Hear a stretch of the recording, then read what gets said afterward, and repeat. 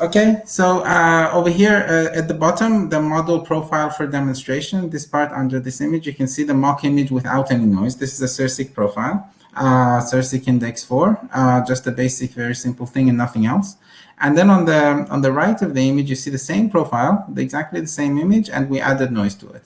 And then, so this is the steps that NoiseChisel takes. The first step it does is a very sharp convolution.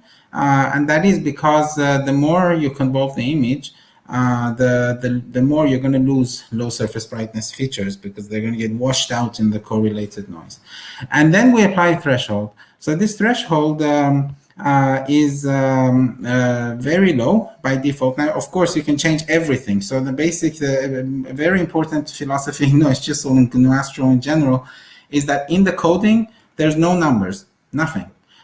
So you don't have to go into the code to change something. Unlike many programs, like when you go to Sextractor, it has a lot of options, but still there's many parameters that are written inside the code and many numbers. So if you go inside the code of NoiseChisel, you're not going to see a single number. It's all configurable by the user. And that's why, so everything is, you can change everything, any part of the algorithm you can change with the relevant parameter. Okay, so then you can change this. So for example, if you like, you can give a huge kernel. It's up to you, but by default it just uses a kernel of 2 pixels, and then it applies a threshold. So the threshold, you see the green distribution is the distribution of the convolved image, and the blue distribution is the distribution of the raw image before convolution. So you can see that the threshold is applied on the 0.3 quantile of the data set. So sorry, I forgot to make it full screen. So we apply the threshold on essentially the 0.3 quantile of tiles in the image. Now I'll show you in practice on images.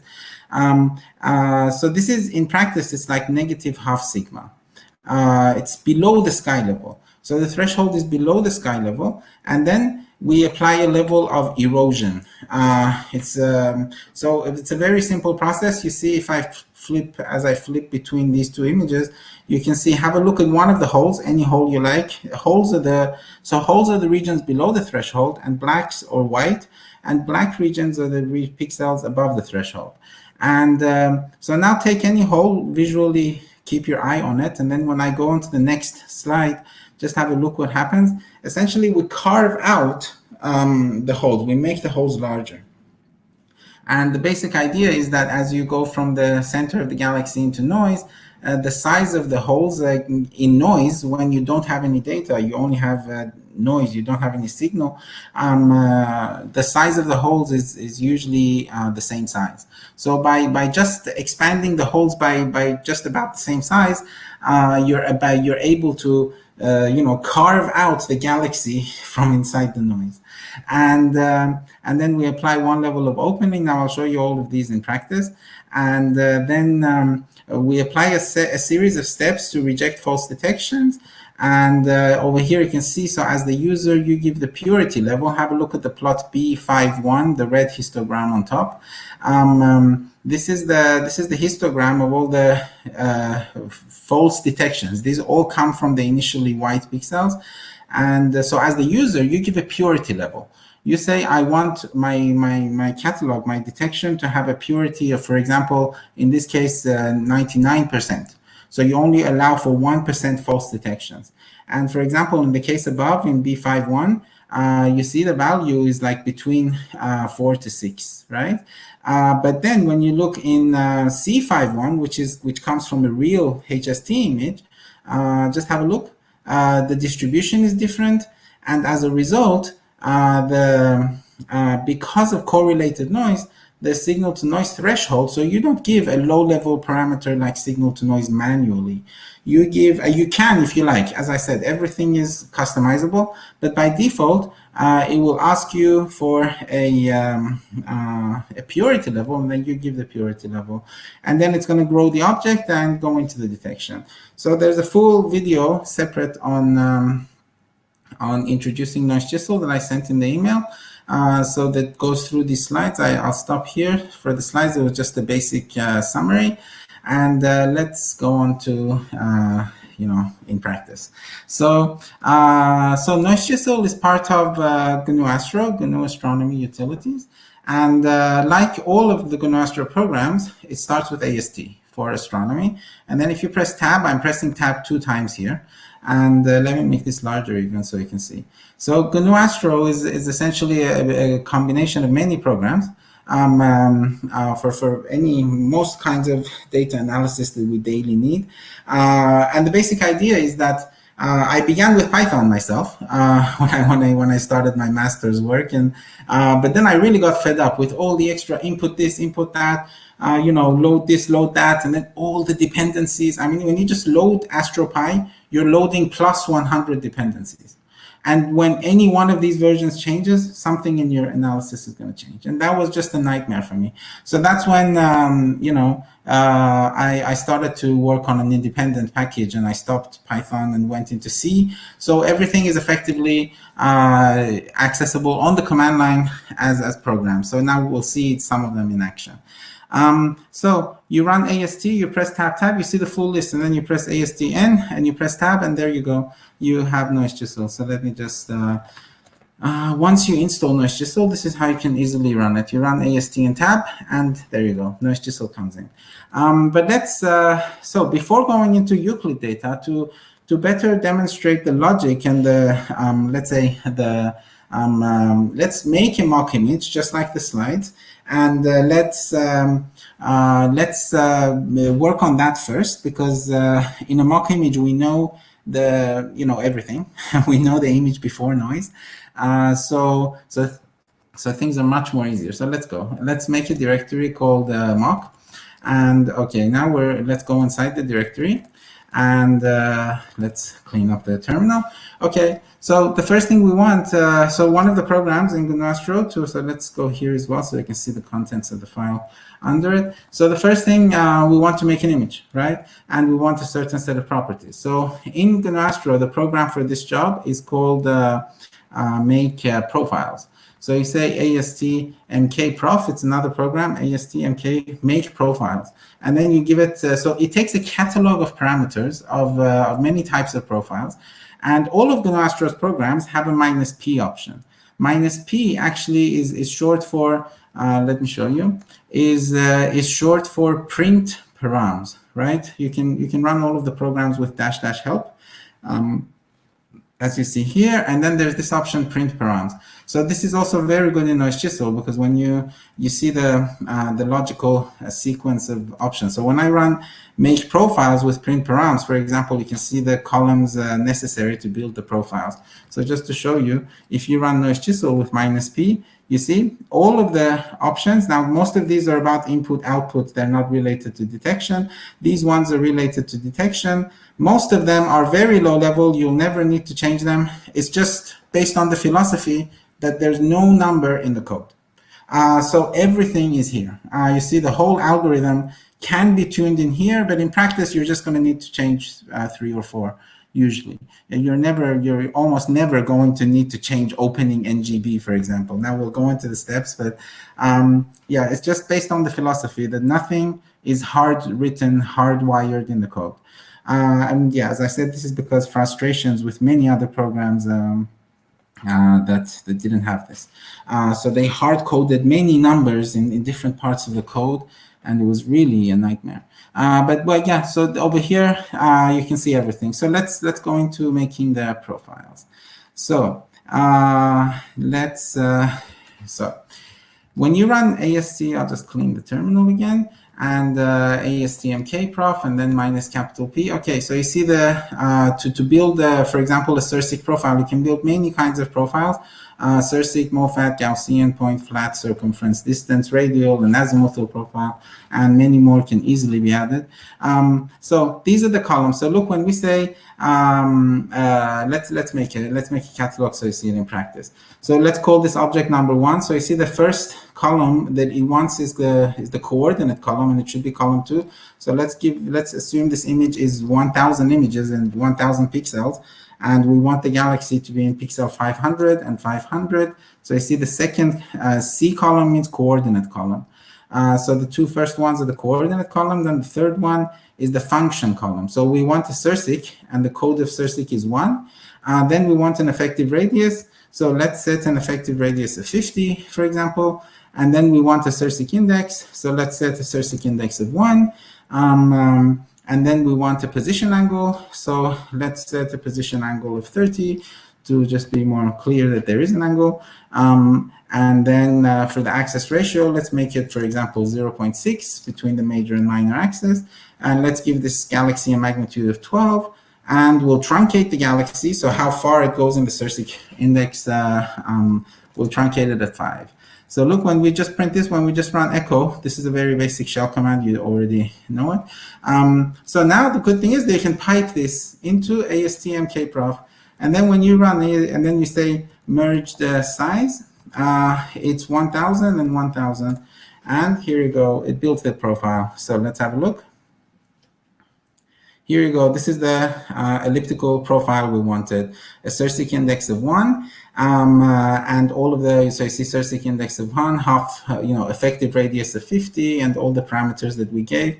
You see it's nicely placed in the image.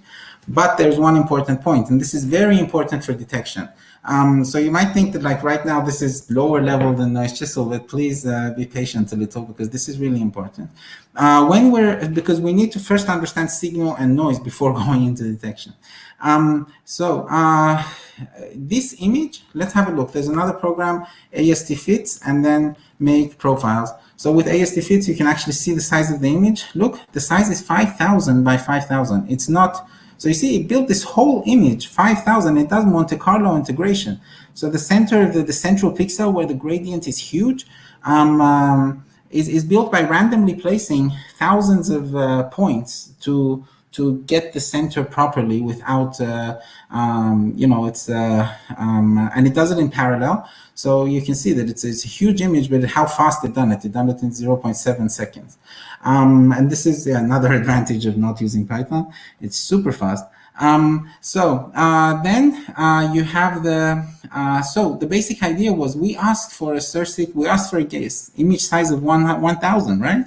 And we said 500 by 500 in 1,000, but actually built the image in 5,000. So it oversampled the image. And that's an important point, because when we're building a galaxy, we should build it in an oversampled grid, convolve in the oversampled grid, and then come to the actual resolution that we want. So let's also make so let's just, because this is a little boring, right? You only have one galaxy here. Let's make it a little more pretty, like add some other nice thing. So let's use printf on the shell. So with printf, you can add, for example, -n and have multiple lines. So for example, we'll make another galaxy. We'll call it galaxy number 2. We'll put a stream around this galaxy, right? So we'll an elliptical stream. So we'll put the stream on the same center as the galaxy. Now these coordinates can also be RA-DEC if you have a reference image to build on. And so over here we'll put the stream on 500 and 500. But the basic idea is, instead of a CIRSIC profile, this time we want what I call a circumference profile, because a stream is like the outer part of a disk. So we say, okay, we want a circumference profile that its ID was 6. And okay, how big should it be? So its distance should be, we'll say 150. And then there's no CIRSIC index. So because, in the circumference profile, the CIRSIC index isn't used, so it's irrelevant. And then we can say, okay, we want a position angle of 70, and we want its axis ratio to be 0.4. And we want the magnitude, for example, to be 15, fainter than the magnitude of the galaxy. And we want the truncation to be 1, because this isn't a galaxy, it's just a stream. And okay, if we just print it, you see, it actually puts the numbers in two rows. And then we can again pipe this into ASTM-kprof, and then we say merged size is 1,000 and 1,000 like before. Oh, and because we use magnitude, I forgot this before, we should give a 0 point. So 0 point, for example, let's just assume 25. And yes, so when we run it, look, now it built 2 profiles. Again, in a 5,000 by 5,000 image pixel, and you can see it here when I change the scale. Okay, look, here's the stream, right? We actually built this this stream around the galaxy, for example, of a tidal stream going around the galaxy. Now it's very thin here. We can change the thickness. We can say, okay, we can say circum width is one of the options in make profile, and we can say, okay, we'll set a circum width of 10. We want the stream to be 10 pixels thick, and let's have a look. If I do the scale and min max again, okay, you see now it's more realistic, let's say. It's still very basic, and we're working in another work package on making realistic things. But this is just for a demonstration, so it's fine.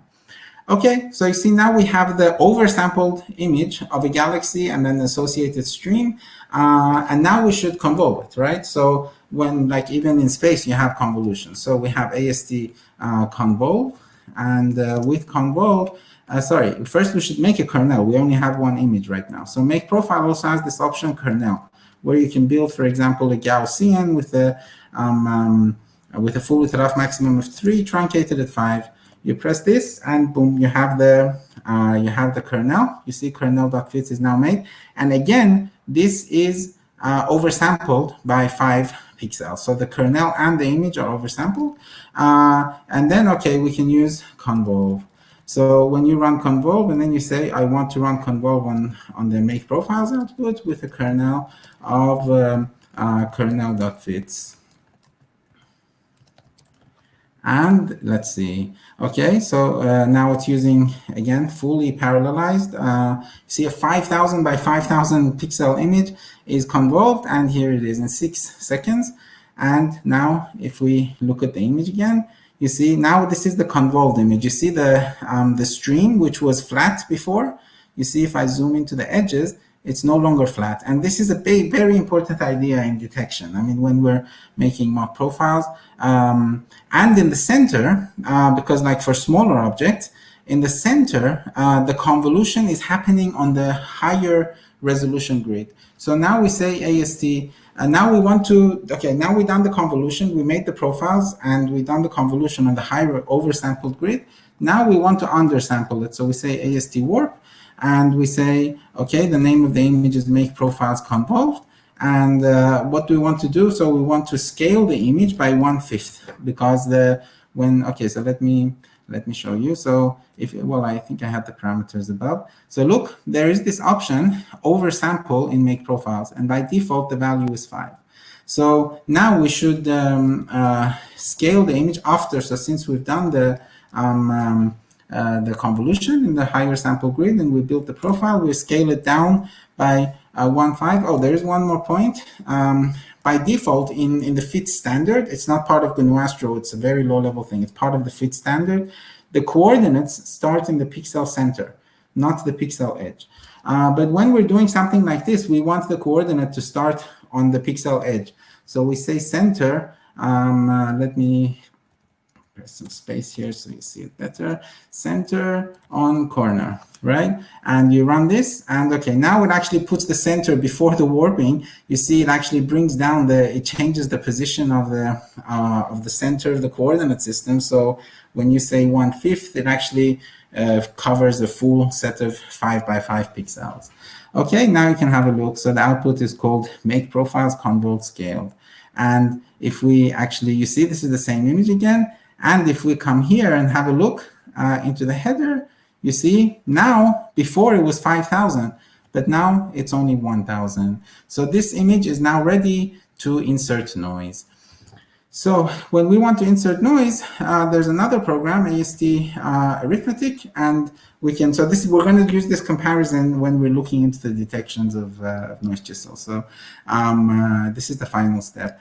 Arithmetic is another program in GNU Astro used to, work on pixels. Very basic thing. There's a lot of operators that you can use, and some of them are called make noise. They allow adding noise over a data set. So we run AST arithmetic, make profiles convolved scaled.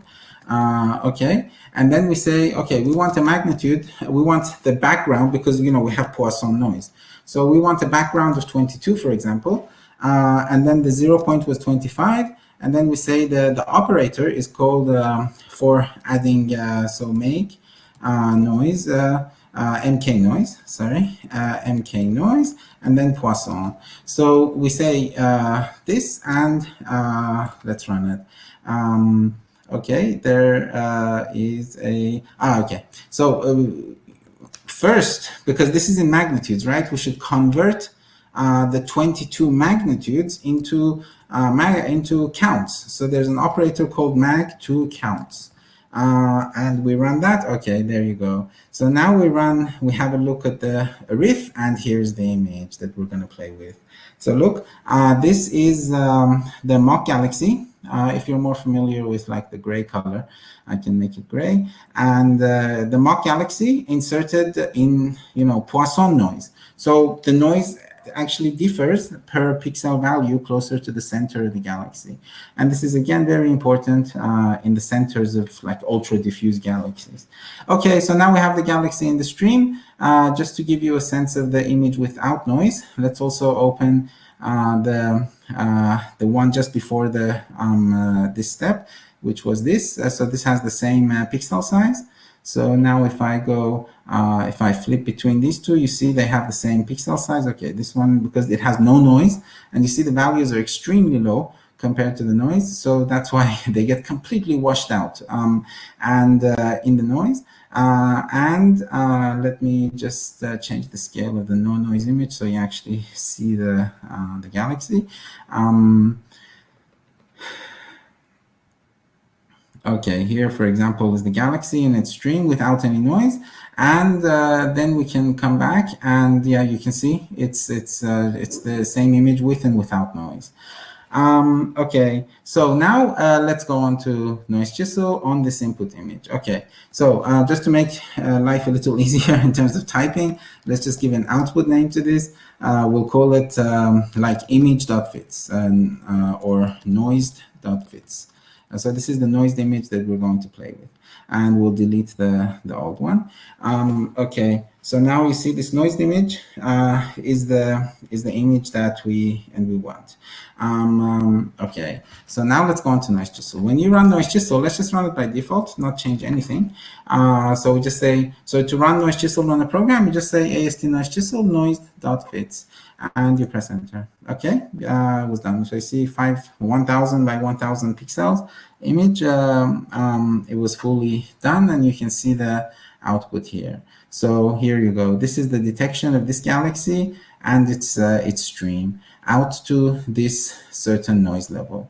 Now, so now this is the default parameters. Now we're going to spend some time in going into every step of what the program does, and how to optimize it. Let's say in some scenarios where it's necessary. For example, now most of the defaults are based on like optical images, but sometimes when people are using it in radio, radio data are completely different. So you really need to play with the parameters a little when you want to change data sets. But for example, when we're using Euclid, for example, since the noise is effectively the same in all the data sets, the main thing that determines the parameters, as you'll see, is the noise. So as long as your noise has similar properties between different images, you never need to change the parameters. You only need to change the parameters when you have a different noise property. So yeah, when you go to another instrument. So like when you run it on Euclid and you find your good parameters, you never need to change the parameters again. But then when you go to a radio data, or when you go to, I don't know, ground-based data, when you go to something, you need to just fine-tune it once, and then for all the images, it will be fine. Okay, let's go into how it works. So the main idea behind NoiseChisel is the threshold, right? That's the first step it does. So there's many options. So look, if I run NoiseChisel with help, let me reset the terminal again to be clean. When you run NoiseChisel with help, so AST NoiseChisel and help, you get all the options with a short description, right? With a one-line description, and you see all the parameters. The ones with an equal sign, this is a standard in many command line programs. So if you see an equal sign, it means they need a value. If they don't have an equal sign, it means they're just on-off options. So you just turn them on or turn them off.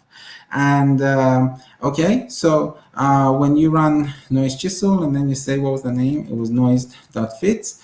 And okay, there's some options called check. So look, let's do it with help, and let's grep check, right? So you see there's many check steps. Now these are all the help or all the, let's say, debugging. You can think of these as maybe I should change the name from check to debug or something, but it's effectively the same. It's used for when you want to debug things.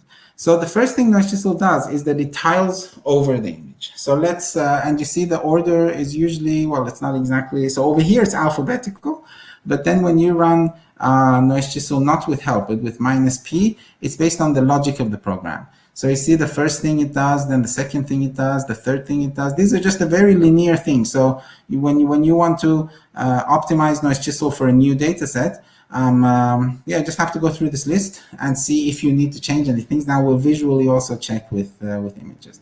So you have noise.fits, and then so I'll just show you the tiles. So there's remember there was an option called check tiles. So when we run this on the image, you know, when you ask for a check image, it immediately it goes to the step you asked for, and then it stops. You see, NoiseChisel aborted for a check. So it didn't go to the end. You can enable it to go to the end with this option. So you see there's many, you know, you don't have to worry. I mean, when you see this long help list, most of these are just about operations. It's not about detection like parameters, but it's good for debugging and seeing why you get a certain result and how it can be improved. So for example, the default tile size, so the tessellation is done here. The default tile size is set to 30 pixels by 30 pixels. So you can see the tiles here. So if I open the image and noise, and okay, I think they are already matched and locked in DS9. So if I zoom in, for example, no, the other one didn't zoom. So let me match by image because they're the same size, and lock by image as well. Okay, so look, for example, every one of these tiles has an ID, right? So you see this is tile 399, tile 300, 400. It's just a tiling thing. It's, you know, it just effectively, and these tiles are set to 30 by 30 based on the input parameters. You can change this if you like. So if I change the color scale of the tiles so you can see some of them better, okay, like for example over here, this tile here. So you see what it does is that it just takes the input. So you see these 30 by 30. Let me put a region here. This region of 30 by 30 pixels. Let's just put a circle over the whole tile. Is when I go on to the next one. The actual image. So you see these, let me change the color to gray. So you see the region. So you see this gray, these sets of pixels, this 900 pixels here will constitute one tile, which is how we define the thresholds. So now in the next steps, you're going to see these tiles a lot. So this was just to visually, so you understand how it does the tiling. Okay, so the next, the next step is that it applies the threshold. Remember, it convolves the image and it applies the threshold. And the relevant parameter is check Q thresh, because the threshold is called the quantile threshold, because we want it to be non-parametric. We don't want to assume a Gaussian noise. So we just, you as the user, you give a threshold. Look, you give a threshold of quantiles. So the quantile threshold on convolved image. So you say check Q thresh. Now when we open check Q thresh, it's again a multi-extension fits file. So the first thing it does is that it convolves the image, remember from the slides. It convolves the image and then it does the tessellation. So look, now this is a very critical step to understand how NoiseChisel works and why it's able to detect the diffuse parts.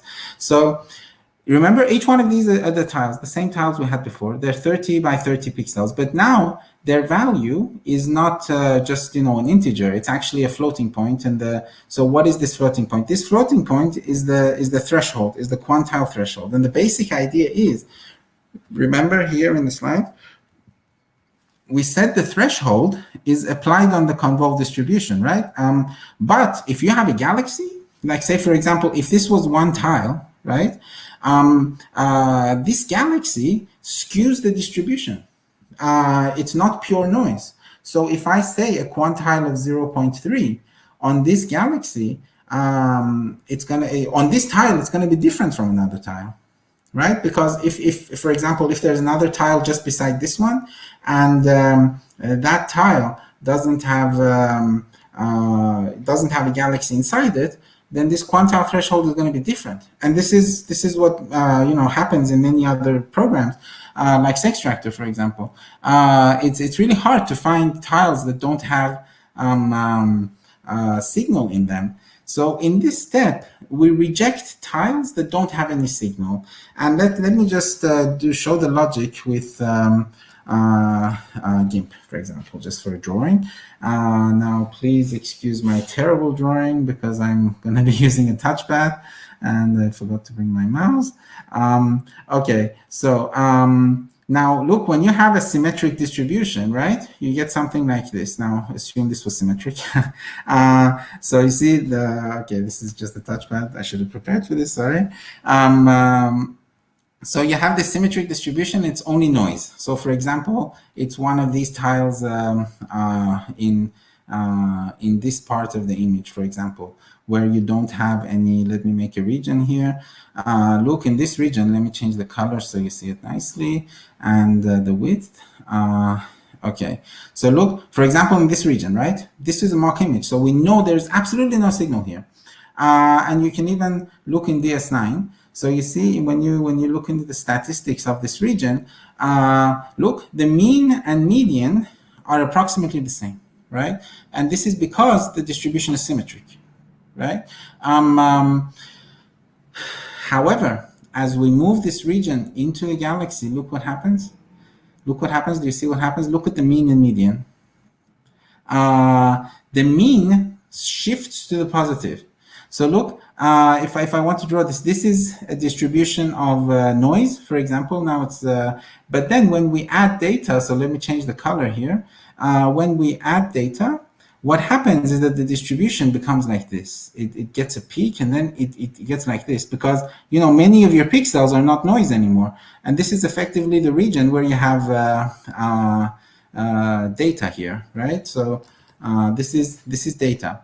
And this is not data, sorry, signal. This is signal that's actually skewing the distribution to the positive. And the effect of this is that in the original, when you don't have any signal at all in your image, the mean, what happens is not, okay, I should go back to the background.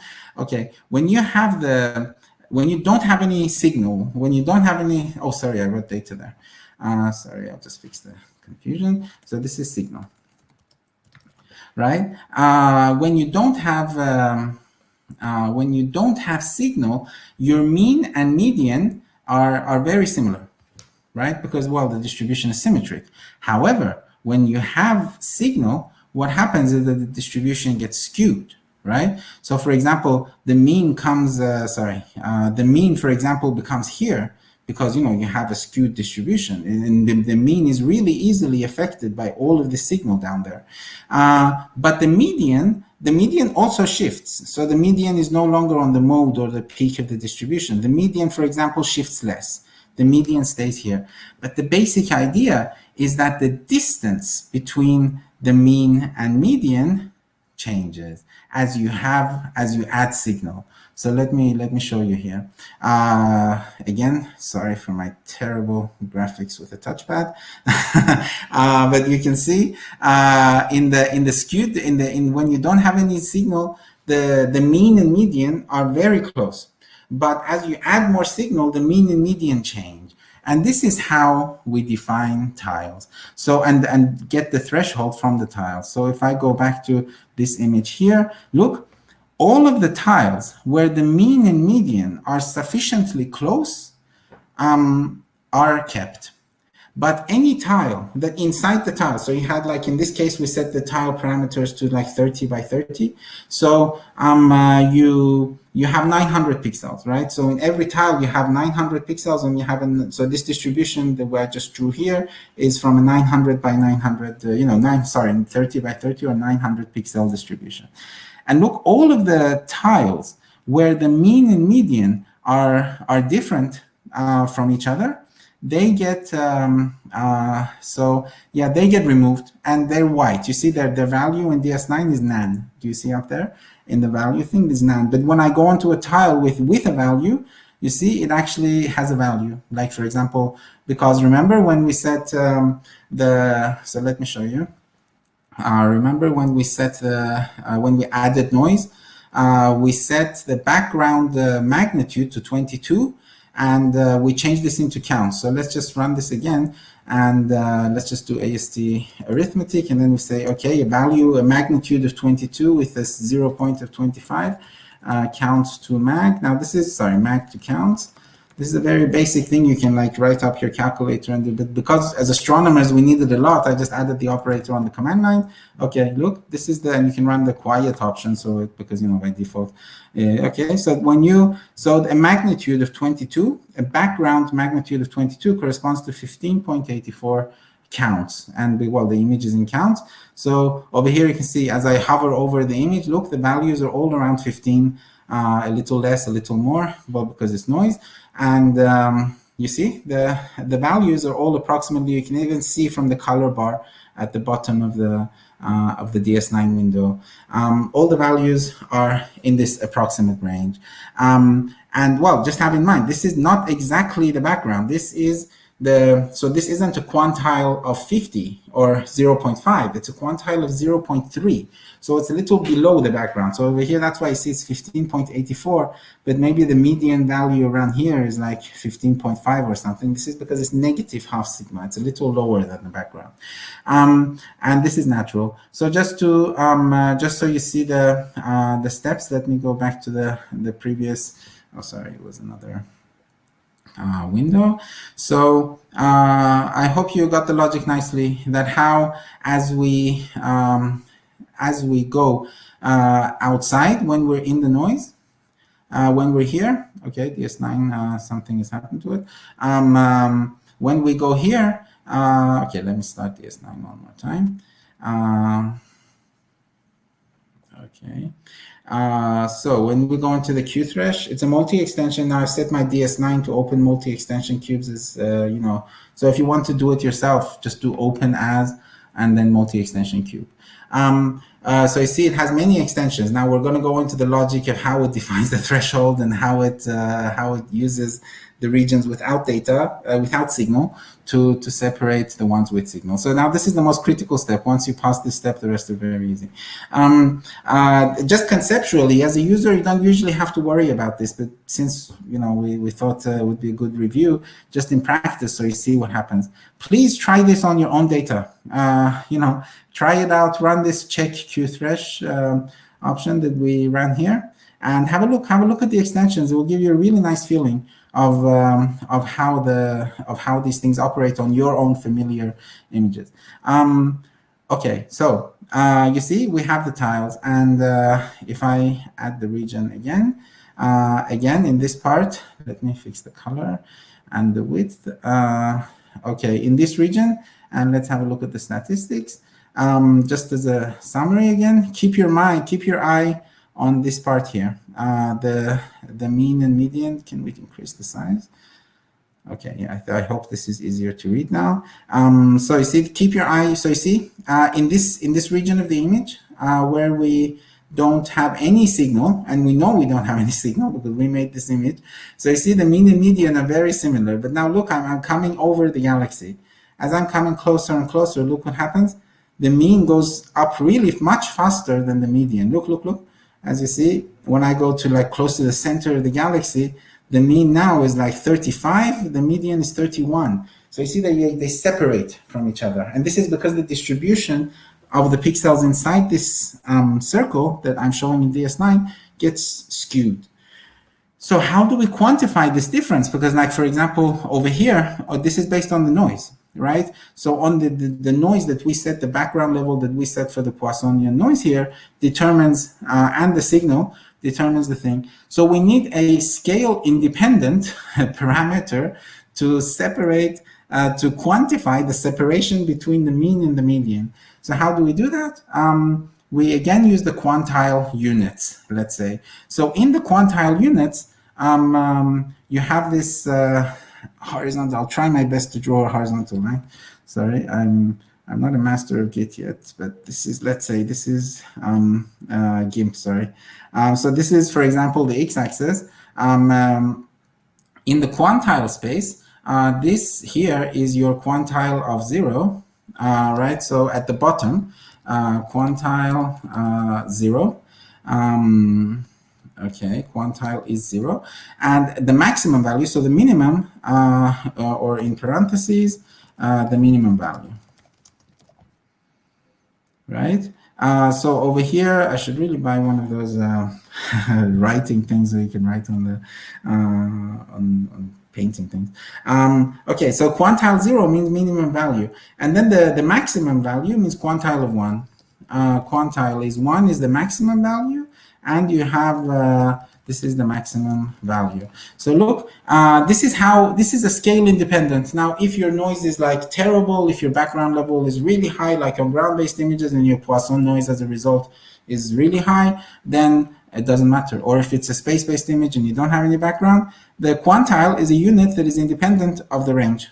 Right, so you just say the minimum is 0, the maximum is 1, and then, for example, with the median is a quantile of 0.5, right? So quantile 0.5 corresponds to the median, right?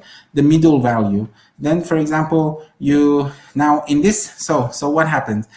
The way we can define the skewness and thus the fact that there is signal in a tile is to use the quantile of the mean, right? This is quantile of the mean, right? So what do? We say, what's the mean value, right? Like mean value is something, right? Like let's call it like, I don't know, say the mean value is 7, and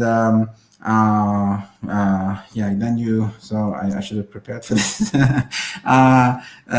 So you have a mean value of 7, for example, and your distribution ranges from like 0 to, I don't know, like 10, for example, the values in your distribution, and you have like 100 points, for example.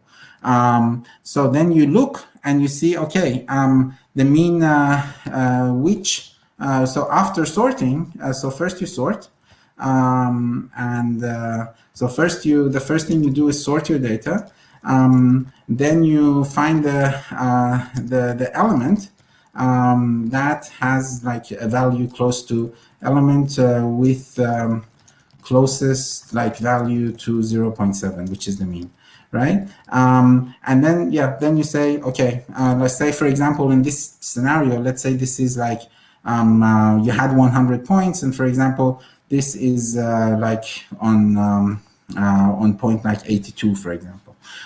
This is where the mean has fallen, for example, and then you just simply divide 82. So element 82. Okay, then you say 82 divided by 100. This is the quantile of the mean. And what is this value? So it's like 0.82, right? So this is a very simple operation. Usually we're not too familiar with quantiles, but this is a very nice measure of skewness. So as you saw here, so in this scenario, so now we know the quantile of the median, right? By definition, the quantile of the median is 0.5.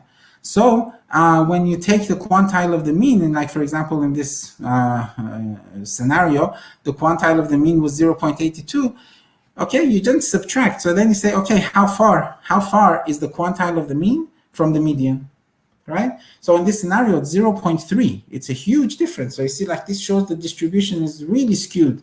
And like in this mock scenario, look, it's really skewed to the positive. And of course, the negative can also happen in some scenarios in non-astronomical data where you have a negative skew, but in data, in astronomical data, signal is always positive. So the skewness is always positive. So the median is always more than the mean. Okay, so this is the way we parameterize the separation between the mean and the median, and that's where this option comes in. So if I run NoiseChisel with -p, let me clean the terminal so you see it better. AST NoiseChisel, then what did we have? The name of the image was noised. Well, we don't need it.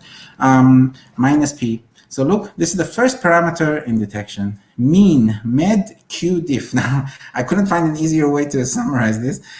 Look, mean, you can read it like this. Mean, median, quantile. So this q is for quantile, and then diff is for difference, right? So mean, med, q, diff. So maximum mean and median quantile difference per tile. So you see by default, it's 0.01. So we know the quantile of the median is 0.5. So in this scenario, if we put it down here, it means that 0.5 plus minus 0.01, or in other words, 0.49 to 0.51. Any tile in this image, so let me delete the region to avoid the DS9 error. In this image, any tile where the mean has a quantile outside of this range is rejected. And that's how you see the galaxy has been nicely removed at this very early stage. Well, not beautifully, there's still some progress that's going to be made. But you see, this part that the galaxy was present is not in the tiles anymore. And this allows us to define the quantile threshold, because we don't use the tiles that cover the galaxy, right? So we have the tiles over here. You see all of their values are here.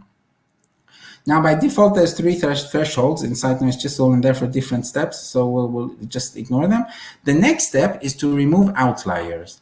So look, this is the same image as before, but now this is a relatively small galaxy. So let's make it a little larger. So we actually see the problem, and you can close this GIMP. Okay, so now the good thing was that since we made the galaxy ourselves, yeah, we can change it. We have godlike powers now. So the parameter for the size of the radius, we set it to 50. So let's call it 100, and let's change the size of the galaxy, and let's make it the slope a little more. So let's set the Sersic index to 2.5, and we'll keep the position angle and axis ratio and everything. Okay, let's make the profile, and the next step after making the profile, remember, was convolve. We convolve the image with the kernel, and this takes a few seconds, okay, 6 seconds, and then we warp the image to the original resolution we wanted, and this was here. So now we have a 1000 by 1000 pixel. Oh, I didn't run the warp with the. Okay, the center on corner, I forgot this option, so I'll run it again. And okay, now we can add the noise. Where did we calculate the noise? It was arithmetic. Yes, this was the Poisson noise that we added. You see, if you want an exactly reproducible thing, it will actually give you the exact random number generator and the random number generator seed. So you can produce exactly the same noise again if you want in the future. You just have to write this down. For now, we don't want to. But okay, so now we have a new image. Let's have a look. So in this noised image, because we changed the Sersic index, but let's have a look here. Did I change the radius? Yeah, I set it to to 100 and to, okay, let's keep the Sersic index the same so we can actually see the change in size.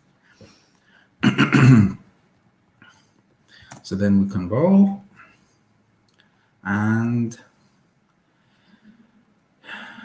then we warp. Now you can put this in a script, of course, and automate it. And finally, we add the noise. Okay, now if we open the noise image, it should be larger this time. Okay, we changed the Cerseic. It's a little strange. I was expecting it to increase larger. This is again 1000 by 1000, and well, that's 100 doesn't really, because you know the slope at the faint end is very large. So let's make it 200. Oh, because we also didn't change the magnitude, because as we made the galaxy larger, you know, it's the same magnitude. So let's make it a magnitude 10, and we'll keep the radius at 100. Okay. So this is also a good chance just to see the programs and get familiar with them. Okay, convolve, and then I should put this in the script. Warp and okay, add noise. Okay, I'm going to put this in the script. Like make mock.sh, and let's just put these commands in the script. So they started with this printf. And then we had the convolve, and then we had the warp,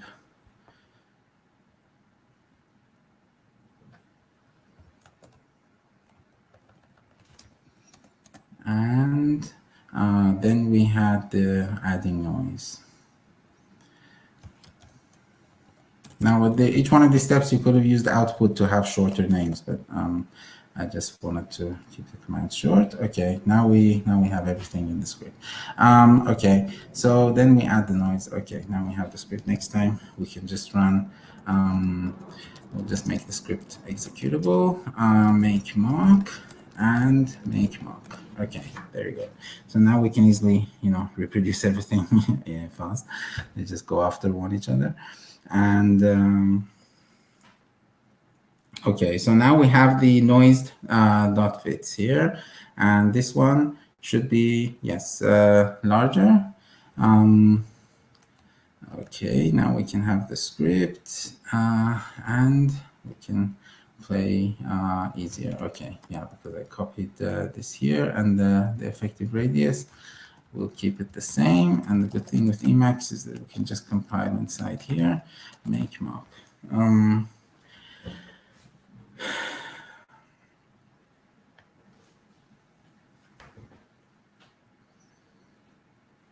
Okay, let's have a look. Yes, now you see it's much larger than before because I was changing the Cerseic index and the radius. I was making the other one sharp, the other one small, and in effect, it didn't visually change much.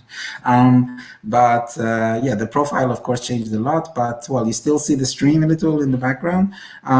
But yeah, okay, here's the new image.fit. So now let's have a look at NoiseChisel. Now we have the script, so we can close it.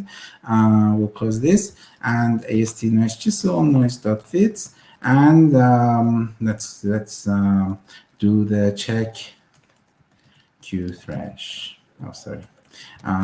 Okay.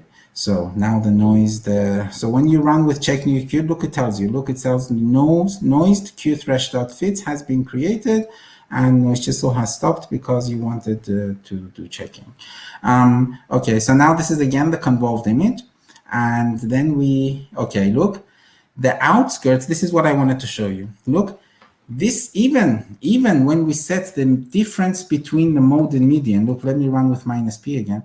Look, when we set the mode and the median, sorry, the mean and the median to have a quantile difference of 0.1, look, the edges of the galaxy still remain. And this is what bothers everyone in every reduction step, because the signal is so flat in these outer regions that you see the distribution is symmetric. It's just been shifted because the change in the profile is very similar to the change in to the tile size. So it's effectively flat. And as a result, the mode and median are the same. well, approximately, within 0.01 quantile. So 1 percentile, they're the same. Now you can, for example, change this. So you can say mean met q diff is like 0.001, for example, 0.1%. And then if you open the output, you'll see that, you see, many other tiles have been removed, right? So this is one way that you can go and update your parameters. Look, many of the tiles that were problematic, let me just compare these two with each other. Look, all of these ones, at least, around the galaxy are now removed. So now you have a much better sampling of the parts of the image where there's no data. But in practice, this is what I originally, the first versions of NoiseChisel were like this. But what happens is that when you set such a strict criteria, when you close this, when you don't loosen up this parameter, when you make things so hard, this 0.01 is a really, really tough thing. You see, you're losing a lot of your good things. Like these are good. These tiles down here. So let me put a region. These tiles and these parts of the image, they're good. And the fact that they're not, they are, let me change the width and the size, the color. So the fact that these tiles here, look, the fact that these tiles have also been decreased because of this very strict value in the new run with that new parameter is that, oh, sorry, not this image. This is the tiles I just deleted. In the Q thresh, in the new Q thresh, look what happened. We lost a lot of good tiles besides all of those bad ones, right? So this is really bad because it decreases the statistical precision of your final sky threshold, which determines many of the later steps. So in NoiseChisel, we have a step to remove outlier tiles. So let's remove this. Let's not make this strict, and let's go back to the original Q thresh. Okay, so now when we look at the tiles, okay, now we have two more thresholds, which please ignore for now. We'll talk about them later.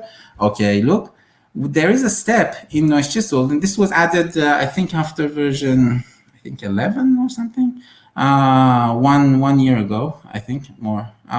So this is a relatively recent thing, and it greatly improves the result.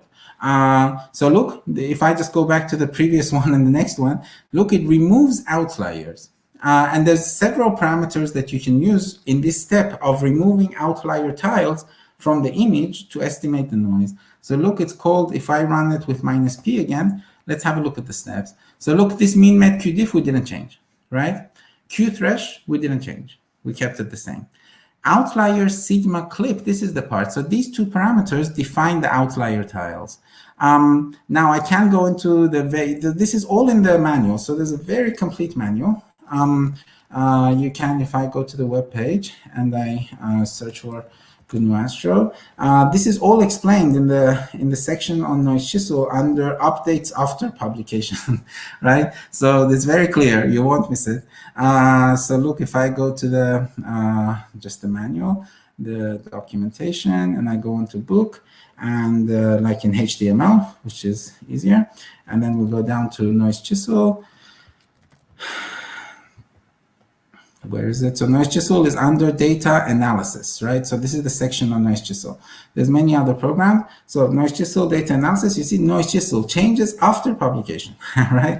So in the parts in the manual, the parts that have already been published, I haven't repeated here because in the paper we have many more figures and a more scientific, let's say, discussion on everything. But then updates come. So, for example, the main paper was in 2015, then we had 2019, another paper that described the updates to this one. And this part here is all the updates after these two papers that aren't yet published. Maybe in a few years, I'll publish another paper like describing the new changes, because I'm even working on this right now, and in the next version, it's even going to get better. So you see, like over here, I've described, you see an improved outlier rejection for identifying tiles. Okay, this was in version 0.14 enough, so just 2 versions before. Right now it's version 0.15. Okay, and you see, so this is where, you know, how you can see things. It's not, documentation is very important for me, because I've really been frustrated by software that don't have documentation. So I really tried my best. Please, if you find any typos, if you find any missed things or things, please let me know so I fix it. And okay, so we have the outlier rejection step and it's fully described there. I'll just give a fast summary. The summary is like this. Look, when we, for every tile, look, for example, this tile here, we look at its relative position compared to a certain number of nearby tiles. Look, we say interp num ngb. This is the number of neighbors to use for interpolation and the step of outlier rejection in the tessellation option. So you see, this is the tile grid. This is in the tessellation step. So we look at 15. So you can change this number on the command line easily, and you can say, okay, I want, like, you know, by default it's 15, which I found to be good for large images and small images. If you have a large image, you can increase it and get better results. But 15 is relatively good for both small and large images. And okay, so it looks at the 15 neighbors. So look, it takes, for example, let me put a region again. So it takes this one, which is like a very bad outlier. And let me make the colors and the width more clear. Okay, it takes this one, and then it goes on to this one, then it goes on to this one, you know, 15. It counts the 15 nearest neighbors, and then it says, okay, what's the sigma? So first it does a sigma clipping on the 15 nearby tiles to see what's the, you know, the distribution of values, right? What's the value of nearby tiles? So it does a sigma clipping, and this is where this option comes in. This is a sigma clipping with 3 sigma up to a tolerance of 0.2. And then it says, okay, after it does the sigma clipping, for example, it gets a median and a standard deviation of the 15 nearby tiles. And then then there's this option, outlier sigma. So then once you have the median and distribution, then what's the sigma compared to the nearby tiles of this tile, right? So is the sigma, like in this case, it should be like, I think 10 or 20. So if any tile has a sigma larger than 5, it's going to be considered an outlier. And all of these ones that are removed in this step have that property. So look, if I go here you look, all of the bad tiles, including the ones around the galaxy, all the footprint of the galaxy in the threshold step has been automatically removed. And we have a good pattern to a good set of pixels, a good set of tiles, not pixels. These are 30, each one of these is 30 by 30 pixels. We have a good pattern of tessellations and tiles that we can define the threshold based upon. And then we go on and then we interpolate. So then we just do a non-parametric interpolation. So it's just the nearest neighbor interpolation. And this is again using the 15. So the same value we had before. It looks at the 15 nearby tiles and it says, okay, what's the median value of these 15 nearby pixels? And then it puts that in the pixel position. And look, there's no footprint of the galaxy, even though it was huge. Look, if I go back to the original image, you see this galaxy is huge. This image is 1,000 by 1,000 pixels. And the footprint has been completely removed. And thanks to that, we actually have a nice distribution. We have a nice quantile threshold for the whole image. And because it's localized, you can even account for gradients, you know, like this. You know, real data sometimes have things like this. Look, it's just a nightmare. Look, you have all of these in a single exposure, and now this is because of bad flat fielding in the old version of the LSST pipeline that was done on a hyper suprime cam image, on the suprime cam image of Subaru telescope in Hawaii, and you can see that look, the gradients in the sky are terrible. But because we're able to do this masking, we're able to even account for gradients in the background and while keeping the wings of the bright galaxies and stars, we can account even for gradients in the background. And okay, then it does the same for the other 2 thresholds, and then it does one level of smoothing. right? It smooths out the images, and you can you have that parameter in the test down here again. So look, we're just coming down these options. Smooth width, right? You can change, for example, right now it's 5, so it takes a box of 5 by 5 around each of the original. I need to make this a little smaller so I can see them both at the same time. So look, it takes this pixel, for example, it takes a 5 by 5 box around it, and it smooths the result, because, you know, because it's a median operation, it can cause, you know, jumps between the tile edges on the pixels. So we set the smoothing. For example, let me just show you how you can change it and what the effect looks like. So you can say check Q thresh, and then you can say smooth width that I just took from here. Look, smooth width, and you can say smooth width is like 10. Right? It can't be an even number. It has to be odd, because we want the center to be nice and clean. And if I open the Q thresh again, you can see that this changes. The smoothing will be much smoother than before. Look, because now we set it to 10 compared to before. This is much more smoother. Look here in this region here. You don't see my mouse. So if you look.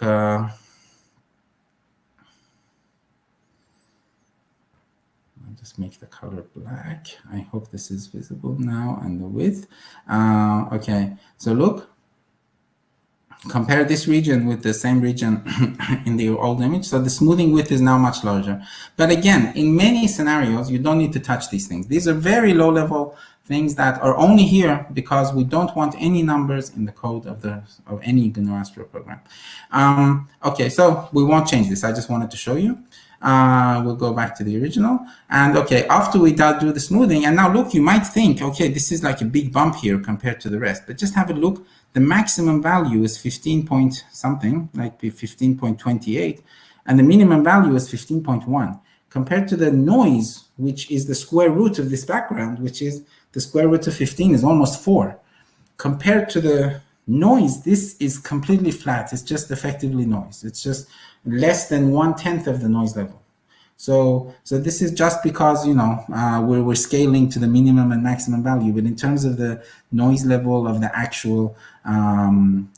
actual image, this is completely negligible. All the bumps you see here, the noise level is very, very low. And if you don't trust me, you can actually come here and have a look at the statistics.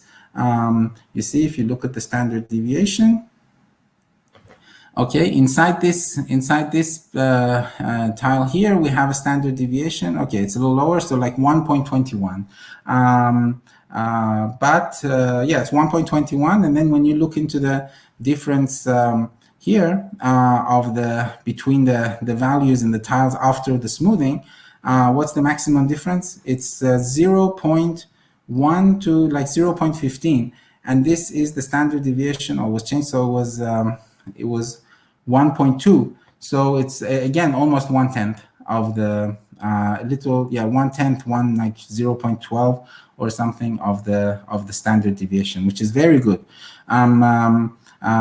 Okay, so we do the smoothing. Okay, sorry, I'll delete this. And then we're ready for applying the threshold finally. So like in the paper or in the slides where I just said, okay, we applied the threshold. You see, it's not that simple. And we do this tessellation part is really important. Now these two are the other two thresholds. This is the quantile threshold, and this is the image after applying the quantile threshold. And you see all of the pixels with black that are 0 are the pixels that are below the threshold. And the pixels that are green are the pixels that are above the threshold. And okay, now you see the main logic behind NoiseChisel's carving out. Look, as in the noise, in the fully noise parts, look, the size of the holes is very similar. Look, the black, keep your eye on the black regions. You see the size of the black regions, the holes are very similar. But as we come close to the galaxy, look, the size of the holes gets smaller and smaller and smaller. And this is where it's the diffuse region, the diffuse flux of the galaxy. And the diffuse flux actually shows itself as these slides, at these smaller hole sizes. Okay, so now we can go on to the next check image. So this check image was just for finding the quantile. And we found it and it seems good. So let's go on to check detection. check detection will go much more longer in NoiseChisel, and it will almost do everything. And then, but it's going to produce a lot of extensions in this noise.check file that is created. Okay, so then again, this is a multi-extension file, so you can easily flip between the images, each step.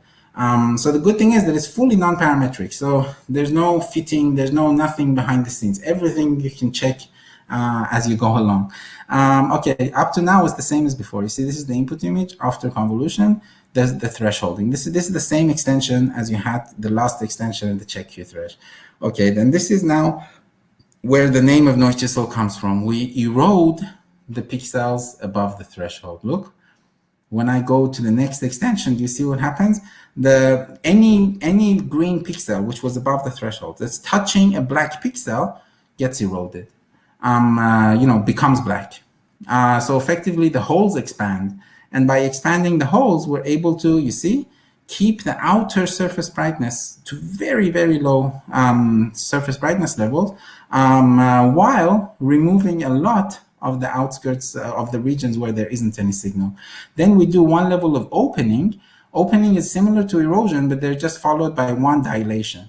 So look, then we have this image. We have the galaxy, and now in this image, we know it's all false.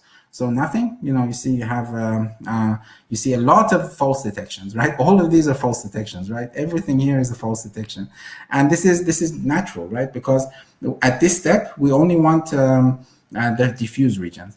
But as a consequence of increasing the completeness of our detection, we get a lot of false detections. Okay, so now the main problem is to identify and remove these false detections. So in the slides and in the paper, you can see this are the way we remove false detections in this plot. And this plot. So we apply a threshold first over the undetected regions, then over the detected. We get pseudo detections. From the pseudo detections, remember, we set a purity level. And so let's go. You see, it applies the threshold. It fills the holes. It does opening. Okay, these are all the pseudo detections. Look, all of these regions here. You see all of these things you see? All of these regions that are non-zero, or the white. These all come from the originally black pixels. Look.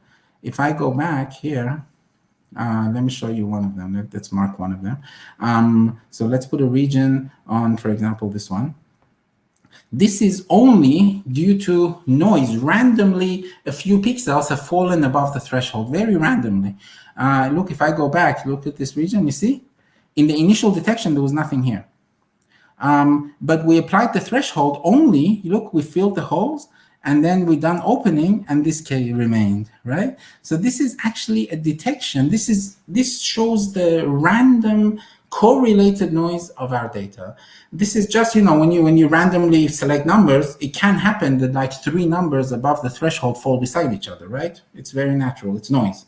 If I change the random number generator seed of the make noise program, this is going to be somewhere else, or it's not going to happen, or, it's very natural to have pixels above the threshold only due to noise.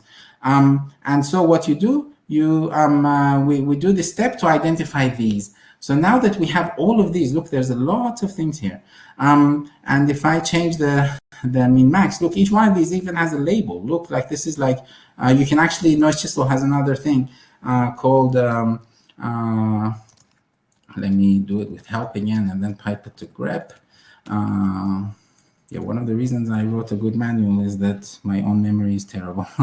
Grep and then check. Okay. Okay, look, check SN. This is the signal to noise of all of these false detections. So let's have a look. So now you can remove the help and check SN. You can say check SN. Look, okay, it actually made a table for us. Where is it? Let's do it on this. Look, it's det SN. Look, it's here. So now you can do AST table, and then you can do noise det SN minus I. Look, it actually has 2,134, which is actually the same label as the same number, effectively, of things you have here, right? And Oh, this is HDU1, and I think there's two HDUs. The one of them is for the noise, one of them is for AST fits. No, minus I. Yes, look, it has sky pseudo detections, detection pseudo detections. Pseudo detections over the detections. And now you can actually have a look. You can say AST statistics and get the. So let's just have a look at the table first. Okay, noise test. Okay, so look, these are all of the signal to noises of each one of these regions. Each one, every single one of them. Look. Like this one is like 11,574, right? Look, this is effectively 11,000. You can actually look, okay, here it is. Like this one, okay, do I remember which one it was? Yeah, 11,498. You can actually exactly look at the signal to noise level that it has found for this false detection. And then you can, for example, feed it into AST statistics. So you can say AST statistics is another good programming Gnostro. You can say noise that SN. You want to see the general, we want column 2, and here you go. Here's the the tiny ASCII histogram that actually shows the distribution of values in this column. So you can see like you see it's a little skewed. Now this is just a very crude ASCII program because I really got fed up when I wanted to see something, just even a crude demonstration. I had to go to this plotting program, import this, import that. I don't like importing too much. I just want to see my result. Okay, then yeah, you can now, of course, for a paper, you can go into all that trouble, but when you're just doing your own work, you don't want to go to that trouble. So you see, you can even see the skewness from the difference between the mean and median again. But anyway, so you define a quantile. Now the quantile is called, let's run AST NoiseChisel with minus P again. So once these steps here, remember, so then we do the erosion, we do eroding 2 times. This is the parameters, erode NGB. You never have to change these usually. Please ignore these most of the time. They're hardly ever, I hardly ever change these. Yeah, only when I say like someone gives me an X-ray data or a radio data and it's very different. So then I consider looking into these, but generally you don't ever have to worry about these. And okay, we do the openings and then we only look into tiles that have a fraction larger than this of the sky. And then we do some, these are the steps. As again, these are very low level. Please don't worry about these. The main idea, look, we came down all the way to here, right? SN quant of 0. I can't go into these. I'm just worried about time. I don't want to go into too much detail. We can go later if you like into all of these. But again, you don't hardly ever need to change any of these. And SN quant. Look, this is the quantile. We say, remember this line here, this dotted the dotted line in B51 and C51. So this is the quantile. We say, okay, we want a quantile of 0.99. We can actually have a look. We can say, okay, what's the quantile with statistics of 0.99? And look, for this distribution, it actually, for the distribution of SNs of this particular image, is actually 4.52. And we can actually even see this. Oh, I printed a lot of columns.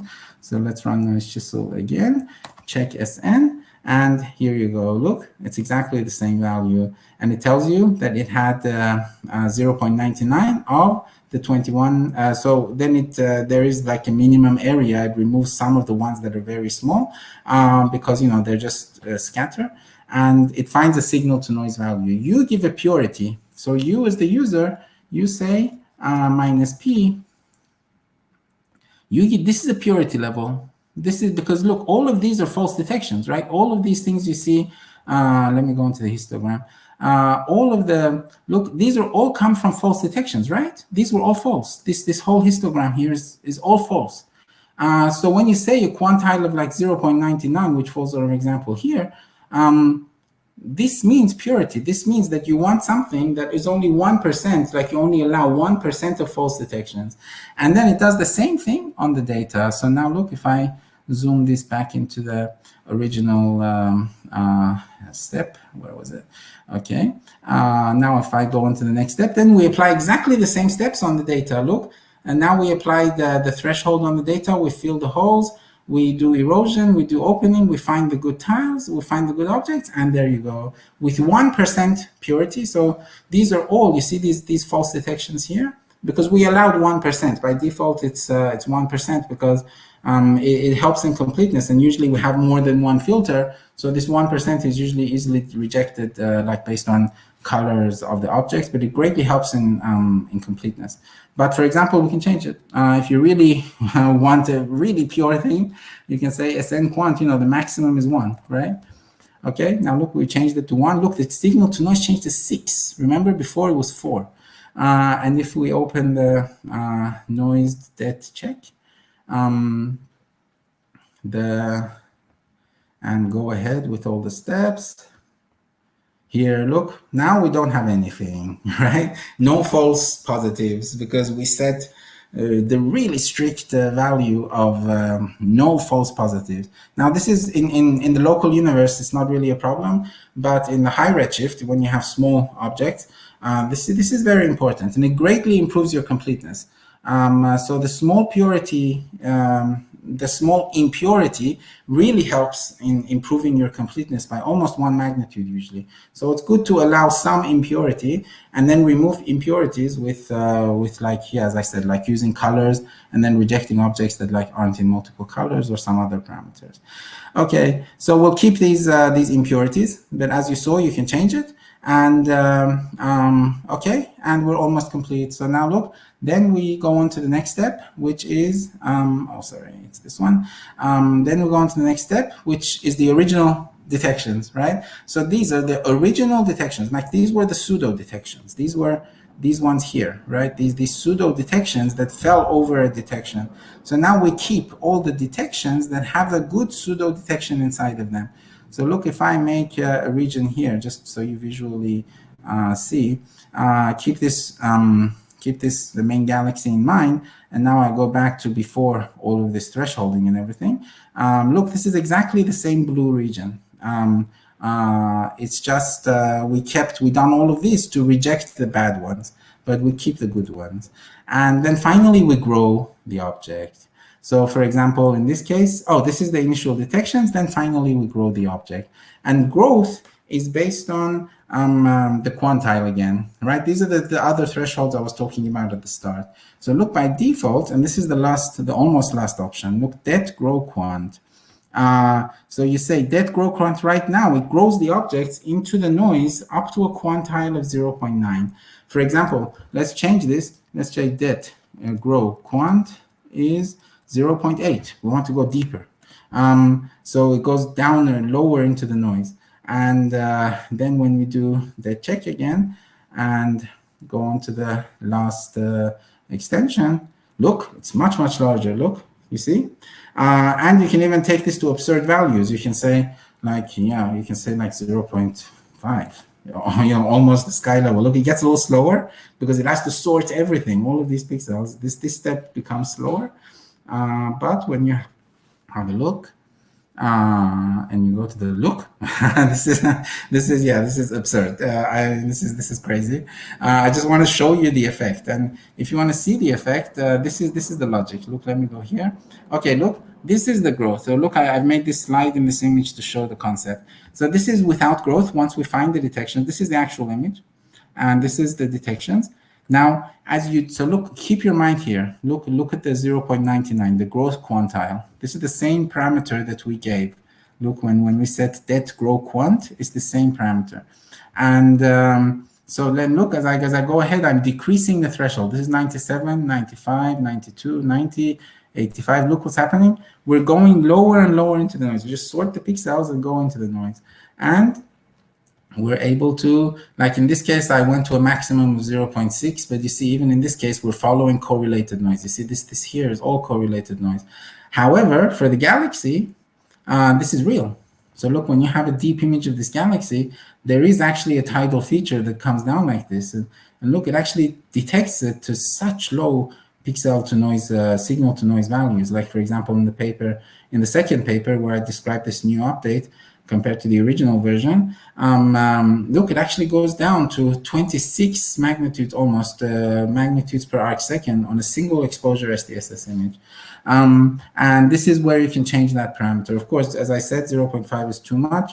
The default is 0.9 because we don't want to be too strict. But if you're brave and you know you really want the low surface brightness things, you can usually 0.7 is even fine. It's still probably too much, but let's have a look in this image. Yeah, it's still fine. But look, you see your false detections are starting to create legs. Look, this shows that you're reaching the limit. So just as an example, let's change this to 0.6. And let's have a look. And okay. Oh, I opened the wrong image, sorry. Here you go, 0.6, it goes out to this far out into the thing. And then there's this other option called, so let's run it with -p. -P always prints the option. Look, there's an option called det grow max hole size, because as you grow the objects, look, some holes get created that are usually only due to noise. Again, this is only due to noise. Because look, you even know, in this case, that you really know that this is due to noise. There is signal here. It's just that the noise has pushed it below the threshold. So you can fill these holes. Look, you can say det grow max hole size is 10,000, for example. In this case, we know that any hole is due to noise. So when we run it like this and open the image, you're not going to have any holes anymore. There you go. Look, there's no more holes. All of these holes. So holes, that I mean by holes, it means that they're fully surrounded. It's like a lake in an island. Let's see. Do we have any lakes in an island? Somewhere in the Pacific, maybe. It's like that. So you have these atolls, right, in the Pacific, where it's an island. It's just that the region, because of geology, the peak of the thing is going below the sea level, but it's actually an island. And it's the same with noise. So you can generally understand image processing really easily by imagining geology. You think about heights of mountains and things like that. Okay, and now that we've done the whole detection step, we can remove the check detection. And look, when we remove check detection, and we'll keep everything back to the default. And we'll run enter. So now let's remove all of these extra files we created and run it again. Okay, look, that does it really fast. It does all of these things without the check images. It's much faster. With the check images, because it has to make all of these extra files. Okay, this is the final output of NoiseChisel. You have your detection. Then you have the sky. So this is the sky value per pixel. And look, remember, when we made the sky, so let's just use Control-R, AST arithmetic. Here, look, when we made the sky, we made this sky, and it was 15.84. Look, 15.84 is right around the mean of this distribution. If I show the values, look, 15.84. It's just slightly overestimated, but compared to the standard deviation, and if we go to the standard deviation of the noise, we can see that the standard deviation, yes, exactly over here, it's properly calculated, 3.95 of, so when it's natural, because it's the square root effectively of the sky, because it's Poisson noise. So you see, the difference with the original sky, which was 15.84, is completely negligible given the, so let me go back to the, here, look, it's 15.84 was here, now this is 15.85, 15.9, this 15.86 or 7 or something, 7 maybe. So it's less than 1/10, almost 1/100th of the noise level. And the main point is that we don't see, and now again, as we saw, this can be improved. If we want a really good sky, usually using a lower det grow quant helps. So 6 is too much, but if we change it to 0.7 and then have a look at the output. We still have the check detection, so let's remove the check detection. So you see the only parameter I changed here is det grow quant. And when we look into the detection, we see that the sky value now looks like this, which is, yeah, we can then look at the scale. And, well, hasn't changed much. Okay, so yeah, this was really not needed. You see, of course, you detect a lot of extra signal in the wings of the galaxy, but for the sky, it wasn't necessary. Okay, I think we've done the test on the